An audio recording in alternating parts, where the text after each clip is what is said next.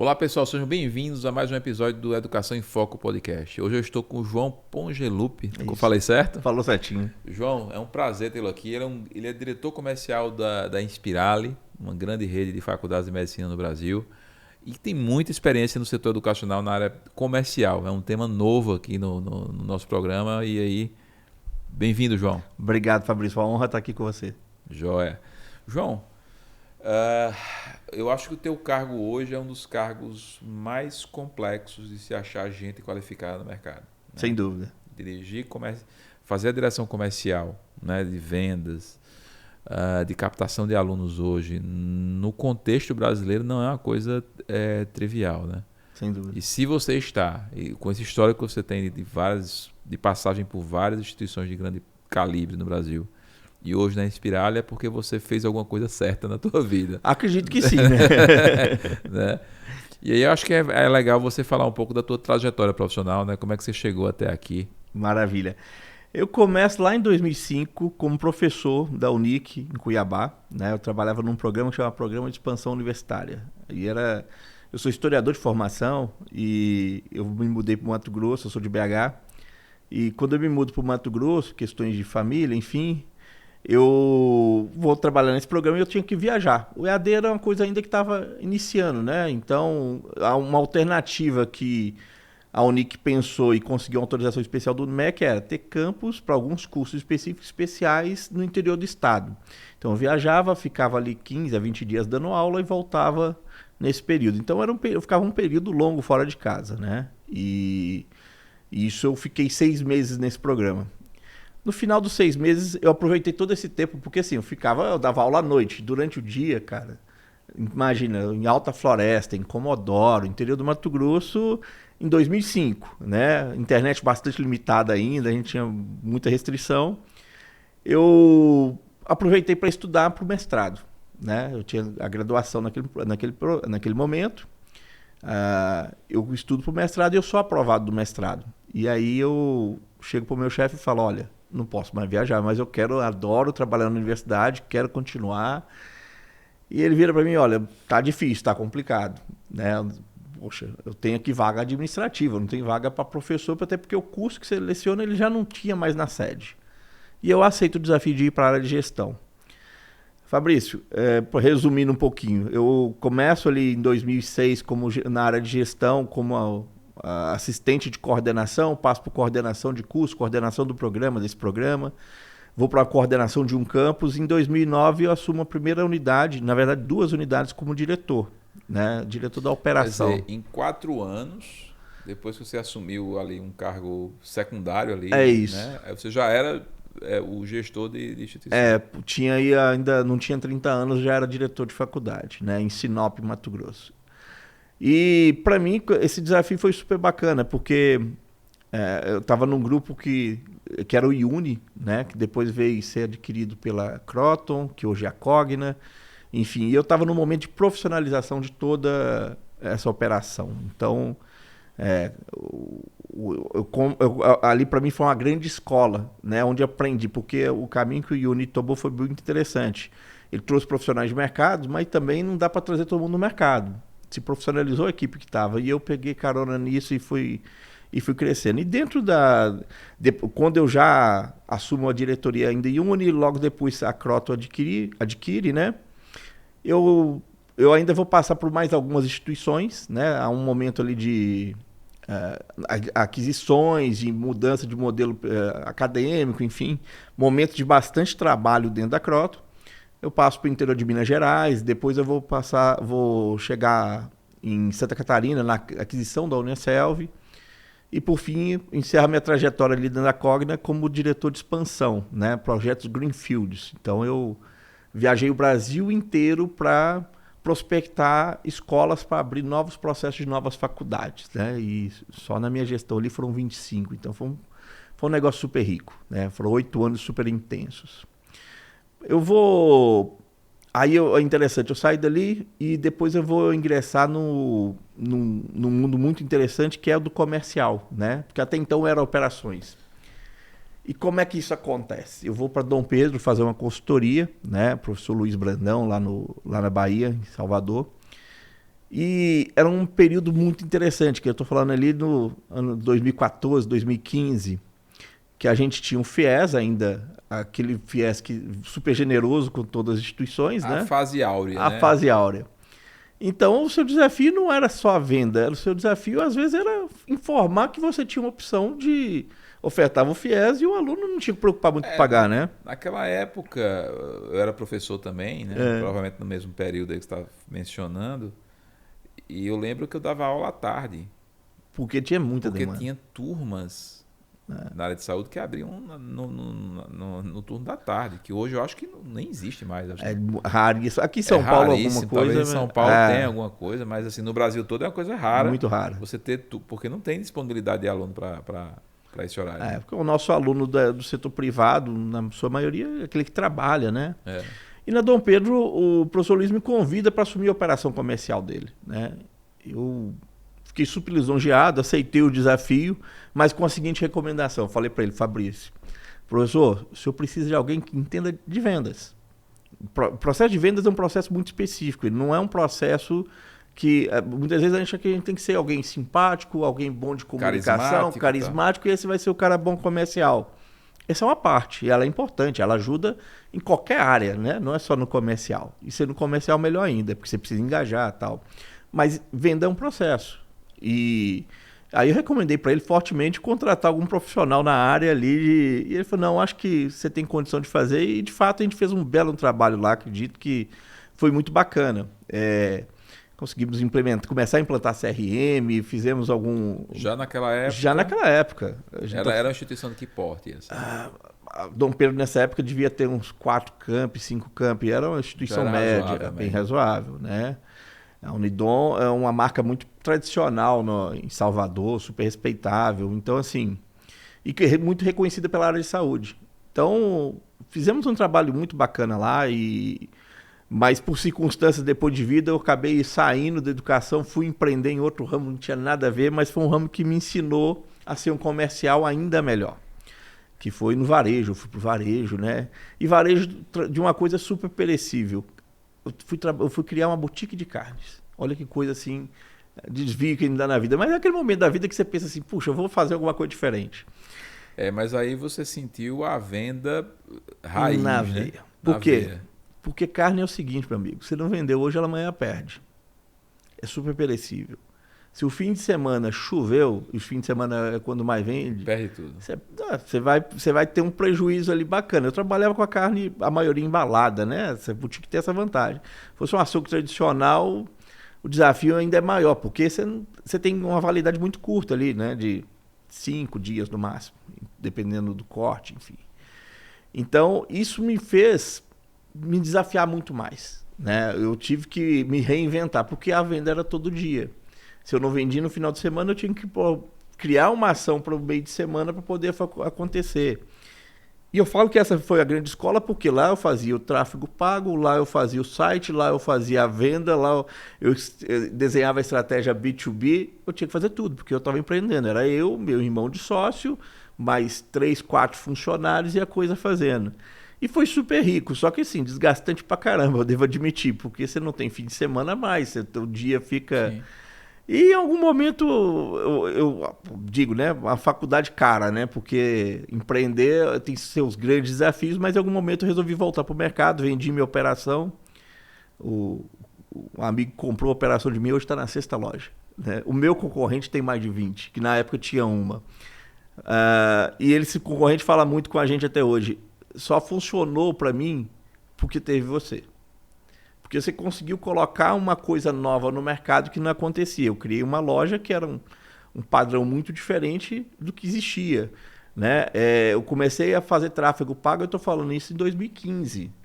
Já existia, já era bem consolidado em grandes empresas. Empresas pequenas não faziam. Sim, eu acho que até a nomenclatura não era conhecida. Não era conhecida. Se você falasse tráfego pago em 2015, eu acho que ninguém sabia o que era. Ninguém sabia. E esse meu concorrente, ele conseguiu entender que ele tinha que mudar ali e fez. Então, uma grande rede em Belo Horizonte lá, super consolidada e com muita competência, claro. E ele já tinha 20, 30 anos de estrada, conhecia tudo do negócio. E eu volto para o mercado e eu vou para FTC. né? E eu vou lá também assumir a operação comercial, vou como head comercial. Esse teu relato mostra, né, que mesmo que você tenha muita qualidade na parte comercial, um dos componentes do comercial é entender bem o produto. É. Que talvez no mercado de carne você não tinha Não tinha o ainda conhecimento domínio. que você tinha na educação, né? Não, porque você tem que entender, tem uma coisa que é importante, o que eu aprendi muito lá. Quando a gente entende do produto e entende toda a cadeia que faz ele chegar até a sua comercialização, a gente consegue encontrar muito mais oportunidades, né? A gente consegue entender como a gente pode rentabilizar aquilo de N outras formas. Como é que a gente pode otimizar custo, de um monte de coisa. E acho que isso faz bastante diferença. Eu, do ponto de vista de venda, estava super bem estruturado, sabe? E, por exemplo, eu criei um e-commerce para poder fazer venda de kit para dona de casa para semana, por exemplo. Um negócio que até hoje, assim, a Swift faz alguma coisa parecida, tal, enfim. Mas eu consegui pensar isso porque eu estava pensando como uma estrutura de vendas. Maravilha. Mas do ponto de vista de operação tem um monte de coisa por trás disso que é super complexo e desafiador. Sim. Né? E se não dominar isso, e no ensino não é diferente. A gente precisa conhecer bem do que a gente está fazendo, do que a gente está vendendo, até para poder construir a melhor estratégia, né, de venda. Mas, enfim, a minha carreira é um pouco longa, né, Fabrício? Mas eu passo pela FTC, depois eu vou para a Edux, passo 4 anos na Edux, saio de lá como diretor comercial. E tive uma passagem breve pela Uniswan, instituição super tradicional, grande, no Rio de Janeiro também. E estou na Inspirali aí há quase um ano, super feliz e bastante animado aí com o desafio de fazer captação para medicina. Legal. Não, a história... Eu sempre me surpreendo, né, com as histórias que aparecem aqui. Quando você fala, eu sou formado em história, putz, né? É diferente, é inesperado, né? É o primeiro diretor comercial que eu conheço formado em história. Mas isso tem... Essa história, né, ela vai se conectando e a gente vai entendendo de onde vem o teu conhecimento, de onde vem a tua clareza em relação ao teu trabalho. João, hoje... Como você falou aí, né? A gente teve uma época de ouro aí do financiamento, né? Verdade. A medicina também passou por isso. Nessa época de ouro do financiamento estudantil, o esforço comercial era muito pequeno, na verdade. Né? Sim. Você praticamente... Você tinha que ter vaga. Se você não tivesse comercial nenhum, tendo a vaga... Provavelmente você preencheria. Você preencheria. Isso em todos os cursos, não era só em medicina. A gente tinha ali uma demanda reprimida, né? Porque... Como praticamente por muitos anos a gente só tinha vagas nas universidades federais e nas públicas em geral, então a demanda foi crescendo ano a ano, e quando veio o financiamento e as privadas abriram vagas, então essa demanda abriu a porteira, vamos dizer assim. Verdade. Né? Hoje a situação já não é mais a mesma, a gente não tem esse financiamento tão forte como a gente tinha antes, essa demanda reprimida ela já está a escassez já está começando a aparecer. A gente tem praticamente uma demanda que vem das escolas, quer dizer, o aluno se forma, ele quer fazer medicina e aí entra. E, por outro lado, você tem um aumento de número de vagas acontecendo. Perfeito. E para piorar a situação, você tem uma demografia que não é mais favorável. A gente está envelhecendo, né, enquanto Isso. população. Diante de tudo isso que eu estou falando aqui, como é que tu pensa hoje o mercado e, em linhas gerais, qual é a tua estratégia hoje para o ensino médico, a captação dos estudantes para o ensino médico? Que claro que o que tu pensa reverbera também naquilo que a Inspirali provavelmente vai fazer. Mas eu imagino que tu já deve ter pensado em tudo isso e já deve ter uma estratégia para seguir adiante, né? Não sou eu sozinho, né? A gente Claro. tem toda ali, a companhia como um todo pensa nisso, mas eu vou falar de forma... Vou contar uma historinha aqui que conta um pouco do que é isso e como é que a gente equaciona. Acho que toda empresa, independente do setor, mas acho que da educação isso carece muito. A gente tem que saber qual é o lugar que a gente vai ocupar no mercado. Como eu vou me posicionar? Eu sempre falo isso, né? Se você tentar criar uma empresa que quer atender todo mundo, você não atende ninguém. Exato. Né? Você tem que definir qual é o teu nicho, qual é o perfil do teu cliente perfeito. Né? E isso na educação é fundamental. Quando eu cheguei no desafio meu lá de Sinop, vou contar a historinha, eu tinha 2 unidades. Sinop, na época, era uma cidade de 100 mil habitantes. Hoje deve estar beirando os 200, cresceu muito. Então, eu tinha 2 unidades. 2 campos, super... Sinop é Mato Grosso, Mato né? Grosso. Eu acho que a segunda cidade é maior. Hoje deve Terceira, ser a segunda, porque Rondonópolis talvez um pouquinho maior. Certo. A segunda, na verdade, é Várzea Grande. Você tem Cuiabá, Várzea Grande, né, que é vizinha.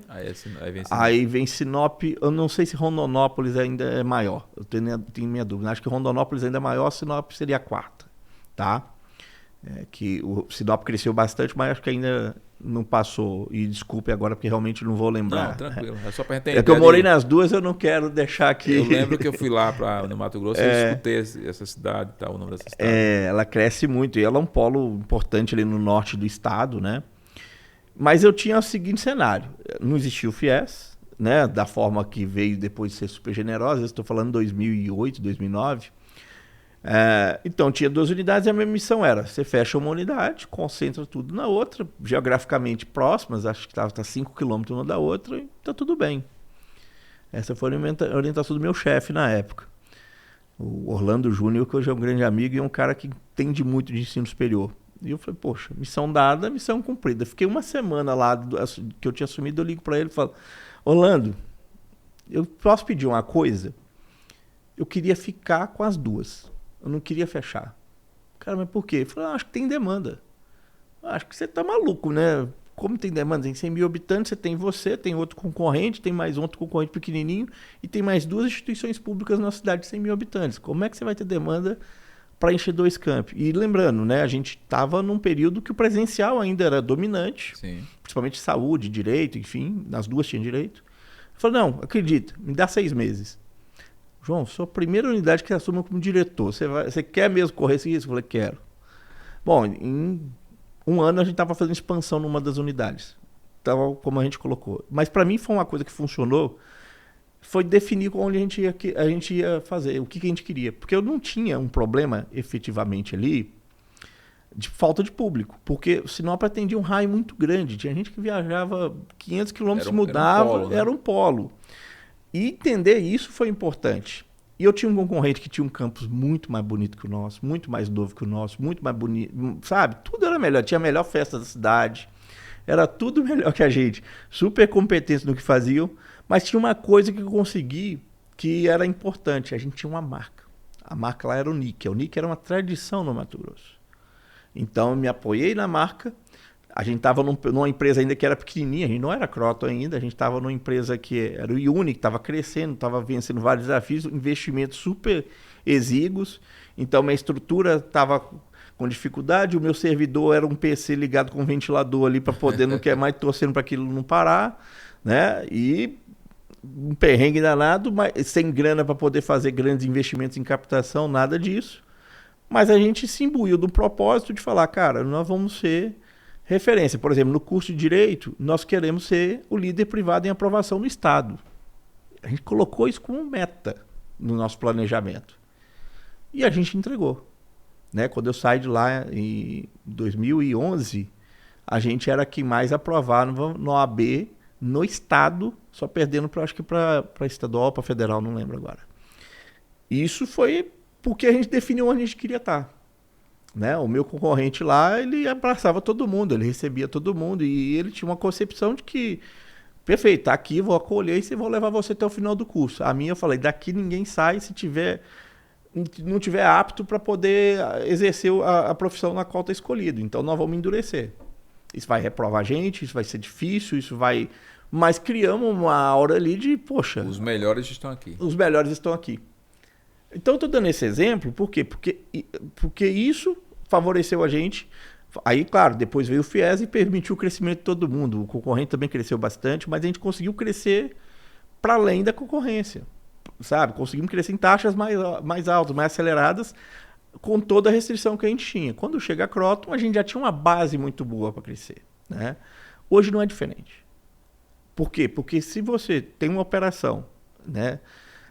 Essa operação ela não está sabendo exatamente para quem falar, você vai ter problemas. Né? Porque, de fato, há uma pressão grande. E na medicina é isso, né? Abriram muitas instituições, essas instituições, alguns lugares estão, né, canibalizam aquelas que já estavam consolidados ali. Isso vai exigir novas estratégias, vai exigir novas ferramentas, vai exigir novas formas de atuar. Quais são? Isso vai depender de onde que a gente quer, qual o posicionamento que você quer para a instituição, certo? Entendi. Isso aí, isso está falando, né? É justamente isso que eu estava falando. É definir para quem você quer falar, você restringe o público que você fala, mas esse público que está te ouvindo, ele te ouve com mais atenção. Sem dúvida. Porque a tua mensagem é mais direcionada para ele, né? É porque priorizar é dizer não para um monte de coisa, né? Isso. Quando eu estou falando para um, provavelmente eu estou deixando de falar para outros. E para quem tudo não bem. quem não entende, né, como é que funciona as vendas e o setor comercial de uma forma geral, isso parece uma loucura, né? Sim. Eu vou restringir meu público para ter mais público, para ter mais para se resposta. Consolidar. E medicina tem uma característica, né? A gente está falando de um público que tem uma capacidade de pagamento significativa. Sim. Não é fácil. Essa é uma camada, né? Porque quando eu falo dos cursos de forma generalista, a barreira financeira ela vai existir quando você está no nicho, né? E obviamente quando você tem uma capacidade de pagamento maior, junto com isso vem uma capacidade de exigência também muito maior, sem dúvida. Então você não pode falar para esse público de qualquer maneira, de qualquer forma. De forma alguma. E esse é um desafio gigante. Porque o que acontece? E que muitos empresários da educação fazem, tá? E falo pela experiência que a gente vai trocando. Poxa, eu quero ter uma experiência de excelência, eu quero atender muito bem meu candidato, eu quero disponibilizar os melhores canais de atendimento, mas eu ponho lá na ponta um atendente ganhando um salário mínimo para poder falar com alguém que tem uma às vezes renda... com uma formação inadequada, né, que não consegue se comunicar bem. Até tudo bem você ter um atendente ganhando salário mínimo, desde que você conseguiu treinar e capacitar de uma forma magistral e criou benefícios que você consiga atrair aquela pessoa e manter ela ali. Sim, motivada ali. Motivada ali, porque é difícil, né? Se a pessoa é boa, ela vai entender, vai achar outras oportunidades, você vai ficar na mão e vai ter um turnover gigante no time, né? Então, é essas incongruências que a gente tem que olhar, entender, né? Não existe solução fácil. E, ao mesmo tempo, você tem que fazer uma operação que seja enxuta, ágil. O que você está falando aí na prática, né, é que ações do comercial elas reverberam em outras áreas sem dúvida da empresa, né? Então não adianta você ter canais de marketing bem gerenciados, impulsionamento, um certo engajamento nas redes, quando o cliente chega na instituição, ela não enxerga aquela mensagem que você passou. Porque não fica artificial, né, Fabrício? Assim, não adianta eu falar... Vira quase como se fosse um golpe, né? O cara tá me falando uma coisa, mas é outra.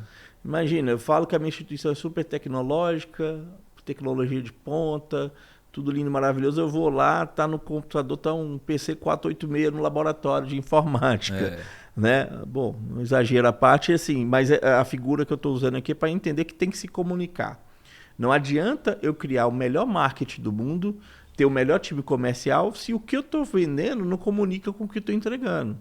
Sim. E essa entrega se dá em campos que não é só do visual, na subjetividade. Eu estou falando no modelo acadêmico, por exemplo. Eu estava conversando com uma professora numa entrevista recente aqui no podcast, a gente estava falando justamente sobre isso. O mercado hoje está meio confuso porque não há mecanismos para definir quem é bom e quem é ruim. É difícil. Né? Então vamos pegar aqui um jovem que queira fazer medicina hoje e ele vai olhar para o mercado, tem N faculdades de medicina hoje e ele tem condições de pagar uma mensalidade mais cara e aí ele vai pensar, peraí, qual delas é a melhor?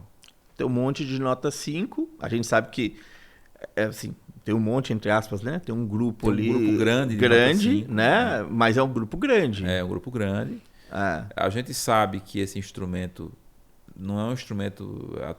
É um instrumento que precisa ser revisado de avaliação, né? Porque se está todo mundo, muita gente com nota 5, quer dizer, você não está conseguindo distinguir, você precisa calibrar esse instrumento para poder. Porque ali deve ter 4,5, deve ter 3, entendeu? Tem nuances. Tem nuances que vão diferenciar. Tem graduações que a gente não está enxergando. Né? E aí esse estudante, como ele não consegue ver claramente a família e tal, que quer, ele não sabe qual é a melhor, então ele vai olhar para o marketing. Sim. Só que ele sabe também que o marketing pode não estar falando A verdade. a verdade. E aí você fica numa sinuca de bico, né? Porque você às vezes tem realmente o melhor curso, né? Você investe uma fortuna para manter aquela estrutura, manter aquele curso, e você não consegue, por melhor que seja o marketing, por falta de instrumento de avaliação, instrumentos que não dependem do comercial, você não consegue sinalizar para o mercado, ó, eu sou o melhor.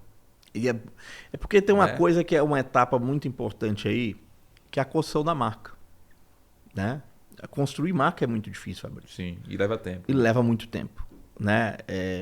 Construir marca é rápido, alguma coisa não está muito encaixada. Pode Sim. acontecer, mas assim, geralmente não. Mercados consolidados se leva tempo.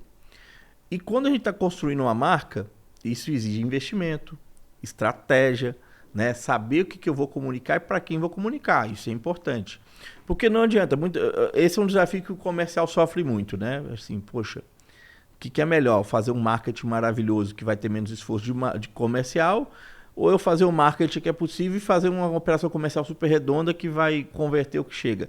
Bom, não há receita de bolo. No fim, você quer saber como você vai adquirir mais com menor custo. Mas, com certeza, quando você constrói uma marca e essa marca se consolida, todo o resto fica muito mais fluido. Mas quando todo o resto fica mais fluido, tem que tomar cuidado também para quê? Para não perder eficiência operacional. Sim. Porque às vezes você tem uma marca muito boa, você tem um marketing maravilhoso, mas a operação comercial não funciona. Isso também é um problema. Porque a operação comercial faz com que aquele aluno que se inscreveu em você e mais 20 instituições escolha você não concorrente, independente da sua avaliação. A marca é o subsídio que o comercial vai usar para criar o diferencial. Sem dúvida, até mais que a avaliação. Eu acho que assim, é importante dizer que a avaliação ela virou meio paisagem, né? Um monte de nota 5, porque tem várias dimensões, né? Vários critérios de avaliação.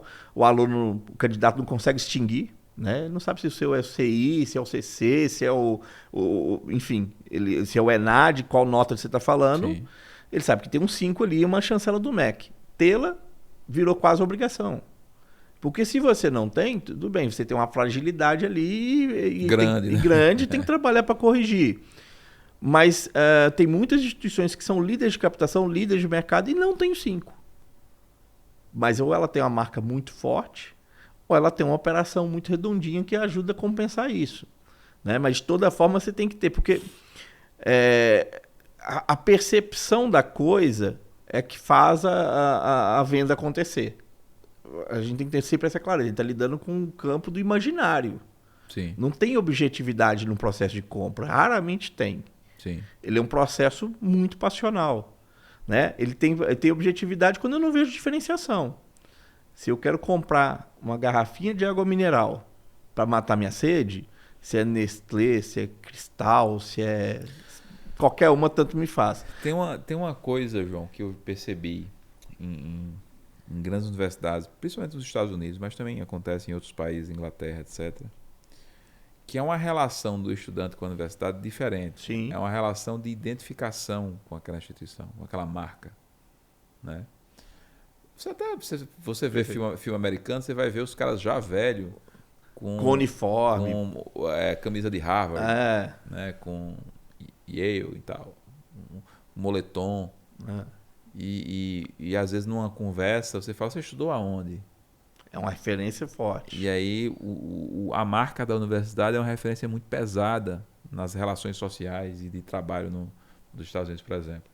Porque há uma identificação tão grande com aquela universidade que esses alunos, quando se formam e ganham dinheiro lá no futuro, eles voltam e doam o dinheiro lá para...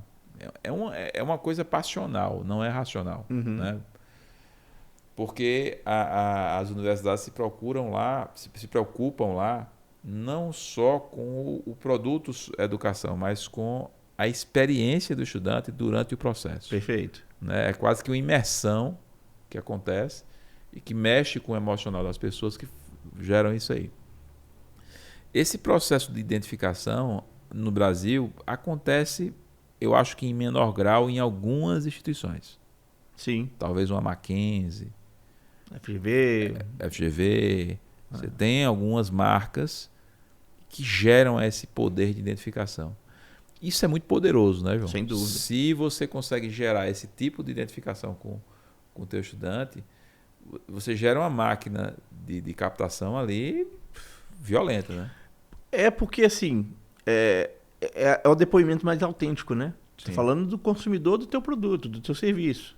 É alguém que está ali dentro, consumindo, está todo dia. E se ele está te promovendo, aí o desafio de NPS ele está dado para todo mundo e ele é super importante, fica mais fácil, porque as pessoas se falam. Né? No caso de medicina, tem estudos que falam que, por exemplo, mais ou menos metade dos alunos vem por indicação de colegas. Tá? Isso vai variar de praça para praça, de situação, mas assim... É muita coisa. É muita coisa, de toda forma. Então, se você tem uma experiência do teu aluno que vincule ele à sua marca, é algo importante. Isso é fundamental. Qual que é o desafio que a gente tem em referência, por exemplo, ao modelo americano? O custo disso. Isso não é fácil construir. Isso é desafiador e muito desafiador de construir. Mas há caminho, né? E particularmente a gente acredita que a gente está trilhando esse caminho até, né? Essa é uma estratégia hoje que vocês estão trilhando. Sem dúvida, a gente, enquanto instituição, a gente busca isso. A gente quer fãs da marca. Eu não quero apenas um aluno que vai lá, paga a mensalidade e você quer um cara que viste a camisa. Que entenda. Por quê? Porque eu ofereço para ele aquilo que a gente acredita como o melhor modelo pedagógico. O melhor modelo de ensino de medicina. De medicina, eu entendo que eu estou ofertando para ele. Há uma subjetividade nisso? Não tem dúvida, mas é o que eu estou entendendo que ele está entregando. A gente busca entregar outros ativos, né, em termos de estrutura, de tecnologia, tudo mais, que também qualificam isso. E aí tem outros campos que a gente tem que buscar e estão tentando ativar justamente para quê? Para que o nosso aluno, quando ele chegue no mercado de trabalho, quando ele chegue nos campos de estágio, a gente já vê isso, ele se destaque. Né? Então, isso é importante. Agora, além de tudo isso acontecer, a gente quer que o nosso aluno reconheça isso. Há uma missão imensa, assim, uma trilha imensa para a gente percorrer para chegar no estado da arte disso. Como eu falei, não é um processo barato. Ele custa dinheiro. E a gente tem que fazer escolhas, né? Não tem jeito, a gente lida com um orçamento que é finito. Sim. Né? Há um limite, a gente teve uma fala do ministro lá sobre mensalidade e tudo mais, enfim, de medicina.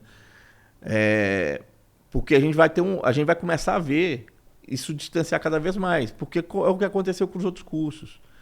Porque lá em 2009, eu tinha uma mensalidade do curso de Direito de R$1.000 e o curso de Medicina custava R$3.000. Sim. Hoje o curso de Direito continua R$1.000 e você tem curso de Medicina 12, 13. R$1.000 nas melhores, que seguraram o ticket. Que seguraram o ticket. Que tem por aí o valor. As exceções são né, as realmente de nicho que conseguiram descolar disso, né? Sim, é verdade. E esse processo de identificação ele acontece também no ensino básico, né? Então, por exemplo, eu estudei em colégio marista.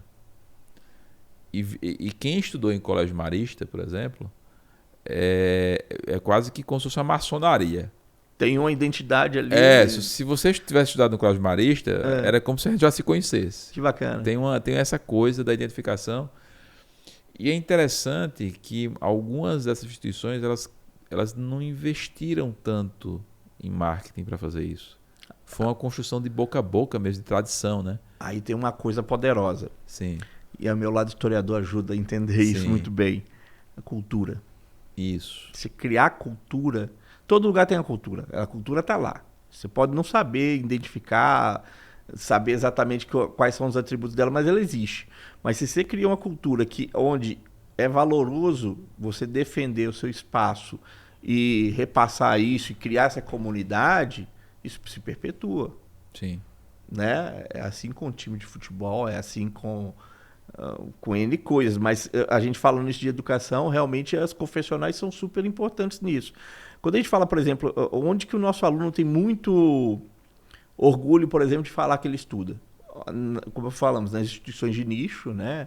FAP, FGV, BMEC, enfim, né? Ou nas públicas, nas grandes públicas. O aluno da USP, ele é super orgulhoso. Ele bota o agasalho e não tem nenhum esforço da USP para isso. As públicas, né, é um bom exemplo, talvez, do inverso, né? Né? Porque a USP ainda está sustentando, né? Mesmo assim, de certa forma, aos trancos e barrancos. Sim. Né? Mas você pega a grande maioria das universidades federais, elas não têm mais a fama, a boa fama que ela tinha há 20 anos atrás. Ela vem perdendo esse espaço. Mas é aquilo que a gente fala de educação, na educação básica, que todo mundo vira e fala assim, a educação na minha época era muito melhor. Sim. É um fato. Por quê? Porque você tinha, né, educação pública muito menos acesso e professores muito mais qualificados, quando eu estou comparando nos anos 70, 60, né? Sim. Na pública acontece, eu não posso falar aqui de quebra de qualidade, porque mais uma vez entraria em subjetividade, né? Mas eu diria que talvez uma quebra da imagem, né? É porque a gente tem uma ampliação do setor privado, que se torna alternativa, mas o que a pública se sustenta? Eu estou falando das grandes públicas, tá? Estou falando aqui Federal do Paraná, as federais, boa parte Brasília, dela. Né? Essas mais centrais que são muito tradicionais. O mérito é do aluno falar, eu passei num processo muito difícil e selecionado. Não.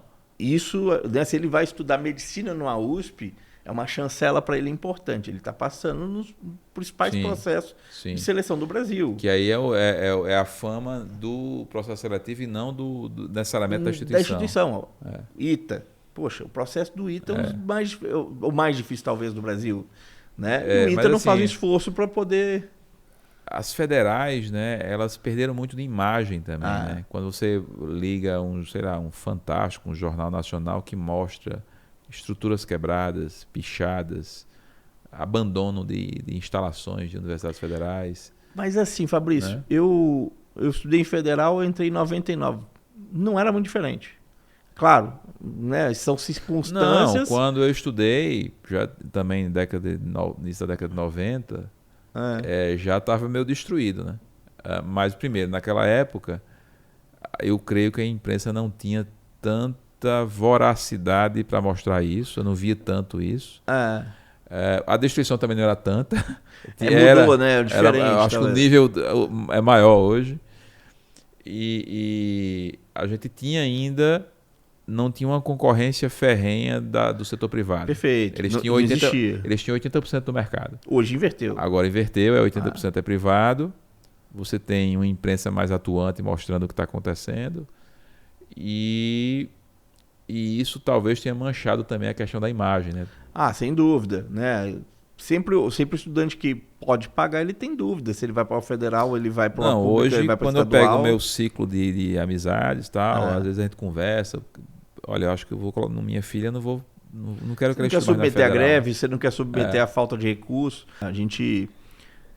Eu falo, você vai numa instituição pública que está com a lâmpada caindo, a coisa fazendo, e você está fazendo uma pesquisa super de ponta a nível global num laboratório tem as precário. Ilhas, porque tem as ilhas, são as ilhas de conhecimento que existem. E para algumas coisas muito peculiares isso é muito relevante. Mas o meu ponto que eu queria falar é: esse aluno ele abraça a instituição dele, ele com todos os problemas que tem, e lá a instituição não está preocupada com a experiência dele, está preocupada com a formação dele. É diferente, porque não há relação de consumo. Eu não pago, eu não estou lá pagando e exigindo um serviço em troca. Isso. Porque para a gente, para além de toda a preocupação com a formação ética, social e técnica, fundamentalmente, do nosso aluno, eu estou preocupado também com o que eu vou entregar para ele. Com a percepção dele. Com a percepção dele. Porque ele paga. E eu vou até além, tá? Em alguns casos, quando não há relação de consumo, nem a preocupação com a formação existe. E deve existir. Né? Acho que porque aí é a questão de como você cuida do produto.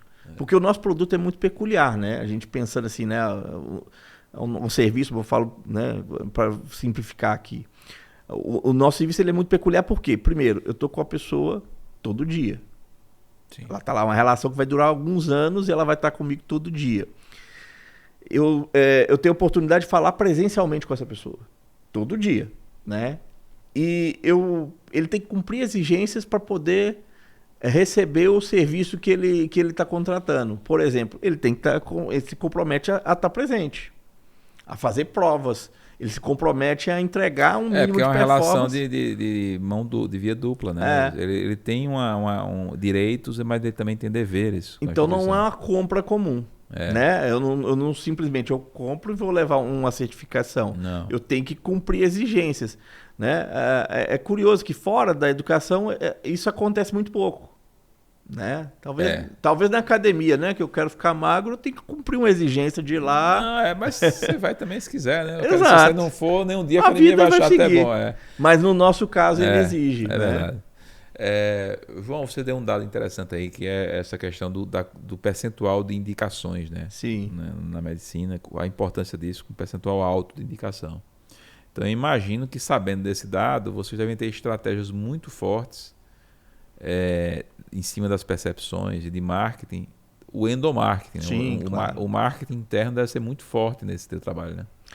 O meu especificamente não, tá? Eu como diretor comercial, o meu foco é externo. É olhar mais externo. É externo, né? Mas deve impactar isso aí, né? Impacta, sem dúvida, né? Mas na Inspiral, a gente tem todo um trabalho nosso de melhorar e aprimorar cada vez mais esse trabalho de comunicação com o nosso aluno, sem dúvida, né? E a gente tem uma área que cuida disso. E além do mais, né, é o que a gente está falando, não é só a questão do endomarketing, é a questão de como o nosso time acadêmico, operacional, como todo o nosso time que tem entregas com o nosso aluno, ele tem que rodar muito próximo. Por quê? Porque como a gente está falando, se eu sei que a indicação influencia muito, eu não posso ter um campus de qualquer forma. Sim. Eu não posso ter qualquer equipamento. Eu não posso ter qualquer... A experiência conta em todos os detalhes. Né? Quais são os canais hoje, né, que vocês mais usam para atingir o público-alvo aí da medicina, né? A gente tem uma infinidade de redes sociais hoje, cada uma com um perfil diferente. Os últimos dias a gente inclusive abriu o canal do podcast no TikTok. E eu confesso a você que eu não esperava muita coisa lá. Porque eu não achava que tinha um perfil de a gente atingir. Porque esse programa ele atinge quem? Professores, gestores escolares. Perfeito. Que eu acreditava, na minha inocência, na minha ignorância de marketing, na área de marketing, que o TikTok talvez não seja um ambiente que a gente vai encontrar essas pessoas com certa facilidade e com atenção a esses temas. Mas a gente abriu e só um corte, acho que já está com mais de 60, 70 mil visualizações, quer dizer, sem fazer nenhum tipo de impulsionamento, tudo orgânico, uma coisa impressionante. Então, às vezes, o canal, né, ele surpreende. Muito. Né? Por exemplo, eu acho que, na minha concepção, na educação, eu acho que o canal que tem mais gestores educacionais que podem ser um público-alvo, por exemplo, para a Questione, que é a nossa empresa, seria o LinkedIn. Sim. Né? Mas agora, com essa história do TikTok, eu comecei a ficar... a reavaliar. meio confuso. Né? Eu imagino que isso seja um tema recorrente sem dúvida. No teu trabalho. Como é que você vê esses canais? Ainda há espaço para canais mais tradicionais, como enviar uma carta, por exemplo? Acredito muito, tá? Eu também gosto muito dessas ideias. A gente fez até uma experiência recente disso. A gente mandou uma carta para os nossos aprovados, enfim. Foi super legal a experiência. Mas o que eu acho? A gente está lidando com relação humana em todos os seus âmbitos, né? Qual canal você vai se performar melhor? É aquele que você tem mais familiaridade. Porque tem uma ânsia muito grande, todo mundo, eu tenho que estar em todos os lugares. Não tem. Né? Faça aquilo que você confia, que você está bem, que você entende que você tem força. Porque, por exemplo, eu gosto muito do TikTok. Você falou do TikTok. O TikTok, para mim, o meu perfil me entrega muita coisa altamente interessante do meu ponto de vista. Tem um canal lá que fala de geologia, uns temas aleatórios que a gente gosta, né? Assim, que fala da história natural, tudo mais, tal, em videozinho de 3, 4 minutos, né? Conta como surgiu a Serra do Mar. Essa história de vídeo curto está gerando, assim, claro que tem a maioria dos vídeos deles são muito superficiais. Exato. Mas volta e meia aparece um vídeo genial, né? Exato. Que ele tem um poder de síntese incrível, ele passa uma mensagem sensacional. Mas às vezes ele é um fragmento de uma coisa muito maior que é interessante e aquilo ali é o gatilho para você entrar em outro. Sim. Eu acho que isso funciona muito. Agora, mais uma vez, construir isso e atingir o público certo requer estratégia, né? Então tem espaço para várias experiências. Poxa, eu tive com o pessoal da Questione, né, com vocês na Bet Educar ano passado. Você quer falar com o gestor ali é o lugar que você está. Com o gestor educacional é um lugar super privilegiado, né? Quer mais old school que isso? Por mais que a gente fique tecnológico, um monte de stand com LED, com coisas maravilhosas, faz todo um sistema de agendamento eletrônico, mas ali é um a um, você sentado com a pessoa e conversando. Sim. Né? Quando eu estou falando de captação de novos alunos, há um universo de possibilidades que pode ser feito, né? O próprio processo vestibular ele é uma oportunidade de você relacionar, o próprio processo de inscrição pode ser uma oportunidade, mas assim, sem dúvida, não dá para fugir de uma coisa, tráfego pago, por exemplo. Né? É uma dependência gigante ainda que todo mundo tem, né? Quem não tem é porque tem mais uma vez, tem uma marca super mega consolidada, mas tem que estar lá para defender seu espaço, né? O tráfego pago hoje, na tua opinião, ele é mais para consolidar a marca ou é para literalmente captar? Ele é para ambos, né? Para ambos. Ele é para ambos. Depende do momento, né? Depende da campanha também. Depende, né? Porque, por exemplo, eu não vou falar de Natal agora é Páscoa. O meu produto vende super bem no Natal. Não adianta, o consumidor não está pensando agora no Natal, está pensando na Páscoa. Sim. Né? Vai no supermercado, tudo já decorado e tal. Então, se eu tenho um produto para Páscoa, eu posso falar da marca agora. E não vou entrar nessa disputa porque o mercado está super inflacionado com produtos de Páscoa. Se eu tenho o mesmo público, né? Daquele ali. Então, por isso que tudo que precede aqui é estratégia. Né? Tem instituições que promovem eventos, feiras de profissão, né? Experiências no campo, tudo mais, que são super bem sucedidas e que aquilo é um motor imenso para o processo de captação. Sim. Tem outras que fazem isso, que é muito maravilhoso, grandes experiências, mas que aquilo ali não mexe ponteiro, sabe? E por quê? Aí eu estou falando da mesma experiência. Por quê? Porque tudo depende do que a marca comunica para quem e o que ela quer de objetivo. Eu posso comunicar uma coisa super mega sofisticada, mas o meu público não quer aquilo. Às vezes ele quer um financiamento, ele quer uma facilidade de pagamento, ele quer por isso que esse desenho, Fabrício, não tem simplificação. E é por isso que muita gente passa perrengue e tem dificuldade. Por quê? Porque não consegue concatenar e definir uma estrutura para isso. Para falar, eu vou ocupar esse lugar. E desperdiça muito recurso, né? Muito. Porque ao não saber o que está fazendo, você está gastando. E aí tem dois caminhos para poder você compensar a falta de eficiência. Ou você gasta mais, ou você vai derrubar ticket. Uma instituição como a Inspiral, enfim, que tem mais recursos, eu creio que seja um pouco mais fácil montar grandes equipes e ter um trabalho assim super profissional. Adoraria que fosse, viu? Mas com certeza não é tão difícil quanto é para uma faculdade com 2.000 alunos, né? Não, tem uma diferença que não tem escala, né? Não tem escala. Né? Mas volume, né? Qual é o conselho que você daria para instituições menores que talvez não tenham grandes recursos? Porque esse setor comercial na educação, ele é novo para a maioria das instituições, né? Por conta até disso, né? Esse nosso histórico de boom educacional, que a gente não precisava fazer muita força para vender, para trazer o aluno. Perfeito. E aí os pequenos, eu acho que eles estão mais perdidos do que os grandes, né? Os grandes, de qualquer forma, eles já vinham fazendo isso há mais tempo, eles têm uma escola dentro da empresa que já pensa mais nisso. E os pequenos, o que é que você falaria para eles? Qual seria a estrutura mínima que hoje deve ter? Como é que profissionaliza um setor desse tipo? Pelo menos se inicia a profissionalização disso. Acho que a primeira coisa e não tem resposta certa, tá? Sim. Eu tô falando aqui é uma visão minha. Tem exemplos do que eu vou falar que funciona e tem exemplos que não funcionam e o contrário também. Eu entendo que quem é muito pequeno, assim, não tente fazer tudo em casa. Por quê? Porque isso pode ser... acho que tem que ter uma estrutura própria. Mínima ali, né? Mínima, porque que mantém uma linha, que mantém um racional, que vai manter, sabe, entender as diferentes nuances para poder fazer a comunicação do que você está com a agência, por exemplo. Mas pensar que alguém que tem uma estrutura mais robusta como uma agência, que mesmo que ela tenha 10, 20, 30 clientes, ela consegue diluir um recurso muito mais experiente para poder atender a sua conta. Então, às vezes a gente tem a noção, não, vou trazer alguém super bom, vou colocar na minha operação e essa pessoa vai resolver. Não tem. Isso acontece 1 em 1 milhão.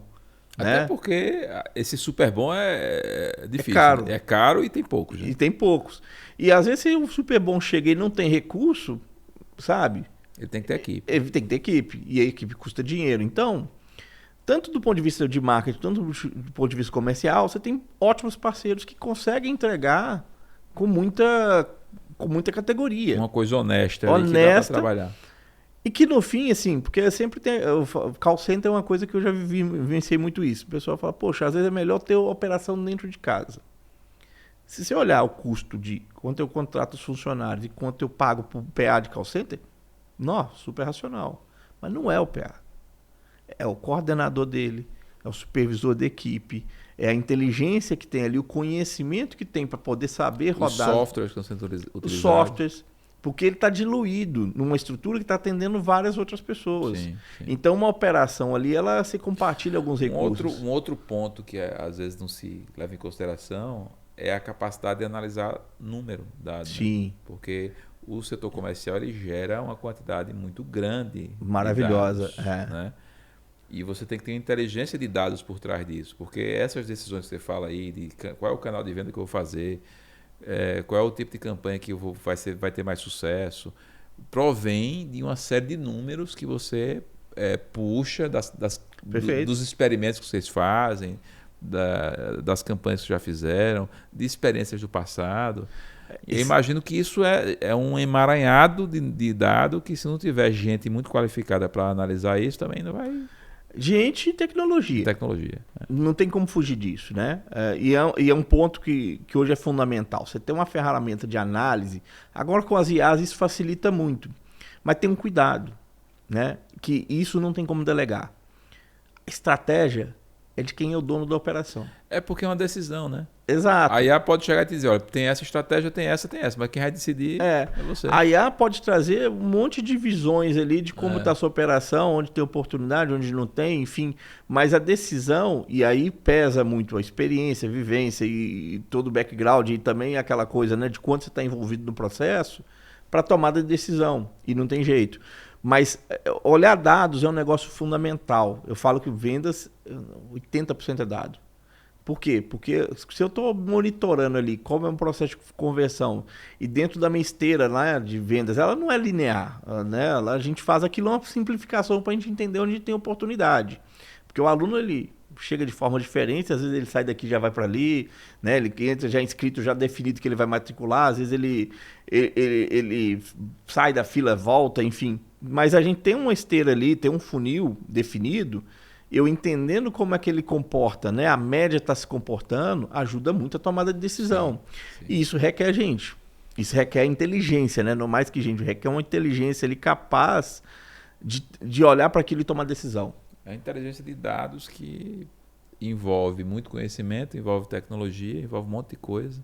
Ah, sem dúvida. Que até foge do conceito do comercial mesmo, né? Porque eu acho que não foge não, tá, Fabrício? Eu acho que está dentro do conceito do comercial. Não dá para pensar de comercial sem dados. Eu digo do comercial mais tradicionalista, né? Antigamente, que você não tinha nem como extrair tanto dado, né? Porque hoje você com esses canais todos e com a tecnologia apareceu dado que nem existia antes. Né? Olha, eu sou de uma época ainda que o comercial batia na mesa, brigava e fazia o negócio andar. Isso acabou.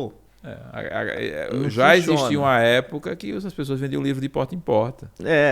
Ainda tem produto que vende assim e vende bem. Sim. Mas, mais uma vez, né? Para poder criar uma... E esse é um exemplo bom.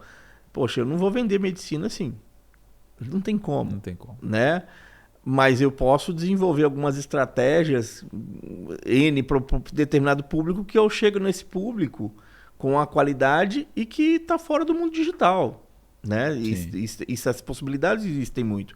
Mas para tudo isso você precisa ter o dado por trás, porque é ele que ajuda na tomada de decisão. Sim. O gestor comercial que não acompanha isso, ele não consegue... É impressionante como o mundo mudou e mudou rápido. Né? E a gente pegou essa transição e quem não se adaptou... Mas eu acho, Fabrício, o que mudou foram as ferramentas. O racional é o mesmo. Sim, a lógica. A lógica é a mesma. Ela não mudou. Porque o que mudou foi os canais. A ferramenta vai mudando e a gente, por isso que é importante, se a gente entender a lógica de como funciona o processo decisório de um aluno, ele pode mudar de tempos em tempos e tal, mas assim, ele segue um padrão muito definido, há um rito muito próprio ali, entendeu? O tempo passa, mas a nossa mente ela funciona do mesmo jeito. A gente é fruto de um processo evolutivo de milhões de anos. A gente não vai achar que 20 anos vai mudar a nossa evolução. Não vai. Nosso comportamento é o mesmo de 10 mil anos. Até a forma de aprender. Sim. As pessoas aprendem do mesmo jeito. Não, sim. O cara que nasceu há 100 anos atrás, ele vai aprender do mesmo jeito que o cara que nasceu hoje. A diferença é que hoje a gente tem muito conhecimento de neurociência e a gente sabe como é que é. Ficou mais fácil pelo conhecimento que a gente adquiriu. Naquela época não tinha esse conhecimento, a gente não sabia o processo direito. A gente inferia, né? Mas não sabia.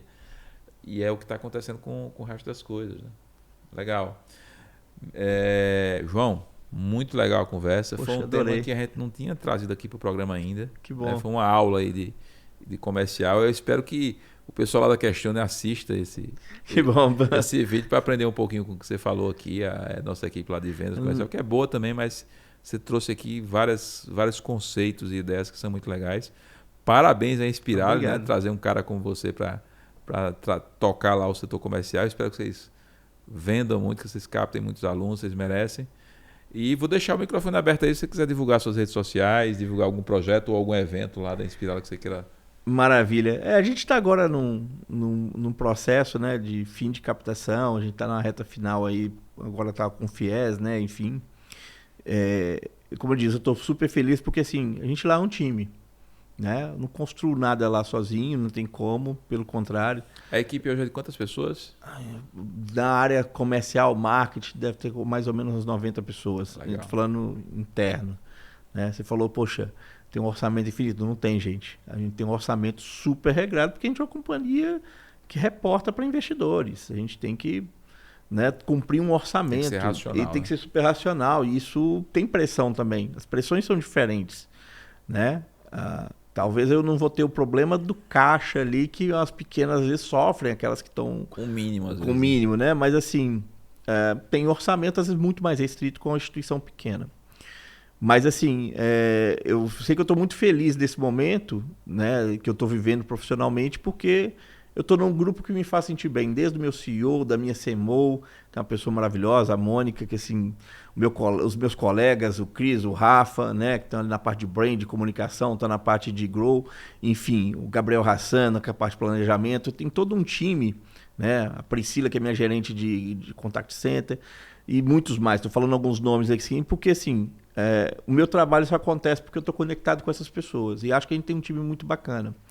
É claro, só o tempo vai dizer o quanto a gente está no caminho certo e que a gente está construindo, mas a gente acredita muito genuinamente que a gente está construindo algo que vai ser transformador no ensino brasileiro, né, de medicina. Transformador para os alunos, transformador para professores e transformadores para todos envolvidos nesse grande negócio que é a Inspirali. Né? É muita honra mesmo. Eu trabalhei em grandes grupos, né, vários outros, e deixei meu legado, acredito, em todos eles. Em pequenos também deixei meu legado, mas acho que a maturidade vai trazendo para a gente assim, né? A gente vai criando camadas que permitam a gente ser muito mais efetivo e muito eficiente, né? E ao mesmo tempo também muito mais seguro das tomadas de decisões que a gente tem, né? Então, por exemplo, hoje a minha decisão de estar na Inspirali, eu acredito que foi muito certa, né? Eu estou quase um ano lá, a gente está construindo muita coisa, a gente tem uma caminhada muito longa, mas eu acho que a gente tem muito claro o que a gente quer, né? E isso vai gerar algo positivo para o mercado. Acho que não é só para Inspirar, não. Acho que para o mercado como um todo a gente vai aparecer aí e a gente espera que fazer bem, né? Esse é o objetivo. Boa. É isso aí, pessoal. Obrigado pela audiência. Até o próximo episódio do podcast Educação em Foco. Tchau.